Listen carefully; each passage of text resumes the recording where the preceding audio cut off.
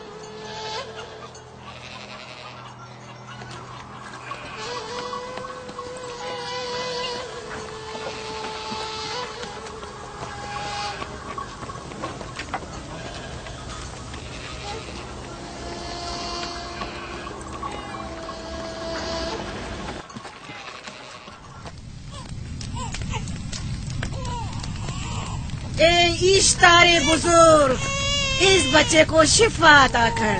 اس کی پریشان ماں کا دل شاد کر دے اور اس کی ماں کی پریشانی کو شادمانی میں بدل دے۔ اے میرے خدا، اس بچے کو شفا عطا کر۔ اس بچے کی ماں یہ عہد کرتی ہے کہ تیری بارگاہ تیرے حضور میں قیمتی نذرانے پیش کرے گی۔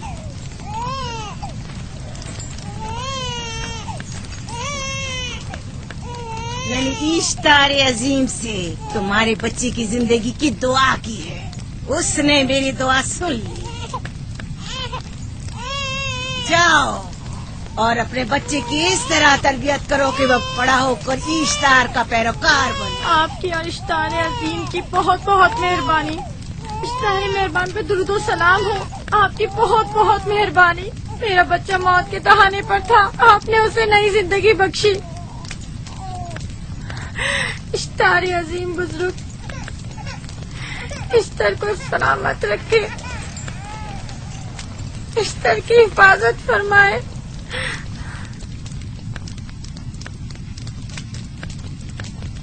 یقیناً یہ بچہ بھی ہمارے بچے کی طرح شفا یاب ہو جائے گا۔ ہاں اشتار مہربان اور قدرت مند ہے، یقیناً اسے بھی شفا دے گا۔ یقیناً ایسا ہی ہے۔ چلیں چلو چلیں۔ یہ تم لوگوں کو کیا ہو گیا ہے؟ تم لوگ جو خود مسجود ملائک ہو، اپنے ہی بنائے ہوئے خداؤں کے سامنے ماتھا ٹیکتے ہو۔ تمام کائنات انسان کی تابع ہے، پھر بھی تم ان بے جان پتھروں اور بتوں کے سامنے سر جھکاتے ہو۔ تم یہ سب باتیں اپنے تئیں کر رہے ہو اور بیکار میں ہمارے خداؤں کی توہین کر رہے ہو۔ میں خود سے یہ باتیں نہیں کہہ رہا ہوں، میں خدا کا نبی ہوں اور میری باتیں کلام الہی میں سے ہیں۔ یہ کتاب وہ آسمانی صحیفہ ہے جو میرے جد حضرت ابراہیم علیہ السلام پر نازل ہوا۔ میں ان کے دین کا پیروکار ہوں اور اس کتاب کی ترویج اور تبلیغ پر مامور ہوں۔ میں خود سے کچھ نہیں کہہ رہا۔ اس آسمانی کتاب میں یہ بھی لکھا ہے کہ تم ہمارے خداؤں کی توہین کرو۔ میں توہین نہیں کر رہا، صرف سوال کر رہا ہوں۔ اگر جانتے ہو تو جواب دو، اگر نہیں جانتے تو قبول کرو۔ میں آپ سے پوچھتا ہوں، اشتار کی عبادت گاہ کے بت تمہارے خالق ہیں یا تمہاری مخلوق؟ تم لوگ اشتار کے حکم کے تابع ہو یا وہ تمہارے تابع ہے؟ اشتار تم پر حکم چلاتا ہے یا تم اس پر؟ اگر اشتار ایک کمزور اور ناتواں پتھر ہے تو پھر اس نے کس طرح ہمارے بیٹے کو شفا بخشی؟ صحیح کہہ رہا ہے، ہم نے بھی دیکھا ہے۔ ہاں یہ ٹھیک کہتا ہے۔ اشتار نے اس کے بیٹے کو شفا دی، میں نے دیکھا ہے۔ وہ حکیم و دانا جس نے تمہاری آوزاری سنی، اسی نے تمہارے بچے کو شفا بخشی، نہ کہ اشتار نے۔ تم نے اگرچہ غیر خدا سے لو لگائی اور غیر سے ہی مدد طلب کی، لیکن وہ جو تمام بندوں کے حالات سے واقف ہے، اس نے تمہاری حالت زار پر رحم کیا اور تمہارے بچے کو زندگی بخشی۔ تمہارے پاس بصارت تو ہے لیکن بصیرت نہیں۔ تم نے اشتار کو دیکھا لیکن حقیقی شفا دینے والے کو نہیں دیکھا۔ یعقوب کی باتوں کا خلاصہ یہ ہے کہ ہم اپنے خداؤں کو چھوڑ کر اس کے خدا کی عبادت کریں۔ کیوں؟ صحیح کہا نا؟ بھلا ہمارے خداؤں سے ہمیں کیا مل گیا جو تمہارا خدا دے گا؟ میں تم لوگوں کو خدا یکتا کی پرستی کی دعوت دے رہا ہوں، کائنات کی ہر شے سے بالا۔ ہم کیا جانے کہ تمہارا خدا باقی دیگر خداؤں سے بہتر و برتر ہے؟ کیا معلوم کہ تم اور تمہارا خدا معبود اشتار کے کاہنوں کی طرح زیم و زر جمع کرنے اور اپنے منافع کے اصول کی فکر میں نہیں ہو؟ سب جانتے ہیں کہ میں لابان کا گلہ کراتا ہوں اور میرے پاس اپنا ذاتی کچھ نہیں ہے۔ کیا میں نے اب تک آپ لوگوں سے اجرت طلب کی ہے؟ کیا اب تک سوائے محنت و مشقت کے کچھ اور کرتے دیکھا ہے؟ اگر بعد میں اجرت طلب کر لی تو؟ اب تک تمہارے پاس طاقت نہیں تھی، ورنہ تم بھی کاہنوں سے کچھ کم نہیں ہوتے۔ تم سب ایک جیسے ہو، صرف اپنے مفادات کی فکر میں رہتے ہو اور اپنے پیٹوں کو بھرنے اور خزانوں کے انبار جمع کرنے میں لگے رہتے ہو۔ تم حق بجانب ہو۔ تم نے اپنا اکلوتا بیمار بیٹا کھویا ہے اور کسی نے بھی تمہاری مدد نہیں کی، نہ ہی ایسٹر جادوگرنی نے اور نہ ہی معبود کے خدا اشتار نے۔ اگر تمام خداؤں سے بھی منہ موڑ لو تب بھی حق بجانب ہو۔ مجھے معبود کے عاجز خدا اشتار سے کوئی سروکار نہیں۔ میں تمہارے نادیدہ خدا کے بارے میں بات کر رہا ہوں۔ ہم نے ان بے جان پتھروں کے خداؤں سے کیا کچھ نہیں سہا، اب کسی اور خدا کے متحمل نہیں ہو سکتے۔ معبود کے کاہن آ گئے۔ یہاں سے جلدی نکلو۔ ہٹ جاؤ فارس، ہٹ جاؤ۔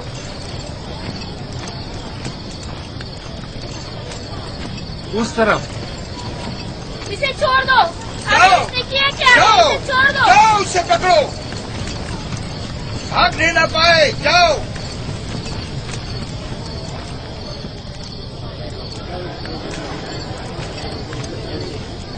अगर हाकिम लाबान के दामाद ना होते तो तुम्हारे साथ वो करता कि। मुझे तुमसे और काहिनों से कोई खौफ नहीं। जाओ यहाँ से और मजीद याकूब की कुफर आमेज बातों पर कान मत धरो। क्या दिखाई नहीं दे रहा कि याकूब की कुफर आमेज बातों की वजह से फदान को कहत का सामना है। चलो पहले यहाँ से चलो, गजब नाजिल हो जाए। चलो चलो चलो यहाँ से जल्दी चले। चलो यहाँ से। चले।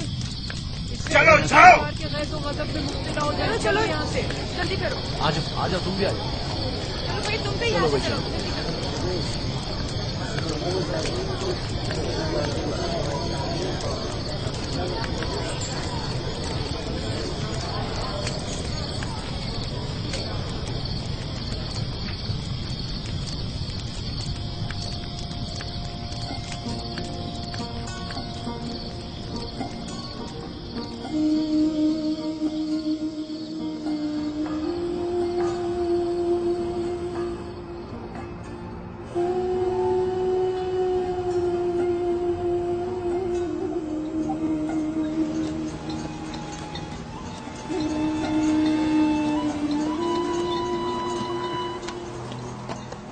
अगर जल्द बारिश नहीं बरसी तो फद्दान के लोगों की तमाम फसलें तबाह हो जाएंगी। उम्मीद है कि खुदा जल्द अज जल्द इस शहर पर बाराने रहमत नाजिल करेगा। बाबा ये क्या हो रहा है? ये इन लोगों की पुरानी रस्म है। ईस्तार के दुश्मनों को नजर आतिश किया जाता है, मंजनीक के जरिए आग में जलाना।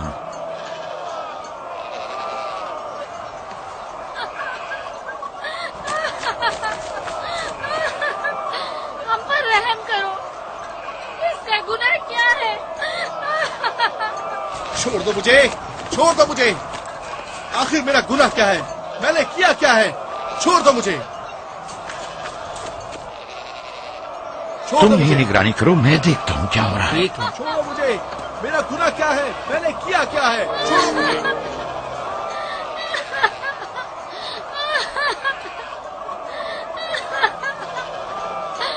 हम पर रहम करो। छोड़ दो मुझे, छोड़ दो मुझे। मेरा गुनाह क्या है? मैंने किया क्या है? छोड़ो मुझे, छोड़ दो मुझे। इसे छोड़ दो। याकूब चरवाहा है, हाकिम लाबान का भांजा। कायने मोहतरम हम पर रहम करे। वारस ने कुछ नहीं किया। यही सजा है। फद्दान के लोगों, मेरी मदद करो, मैं बेगुनाह हूँ। और इसको सजा मिलनी ही चाहिए।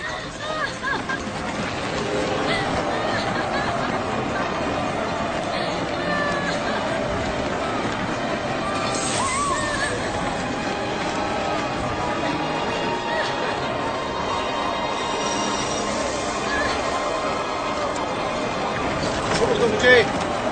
आखिर मेरा गुनाह क्या है? मैंने अपने हक का दिफा किया है। फद्दान के लोगों, मुझ पर पढ़ो। रहम करो। मुजरिम फारस ईश्तार का दुश्मन है। इसने पत्थर से ईश्तार पर हमला किया और इसे बेकार और फजूल कहकर पुकारा है।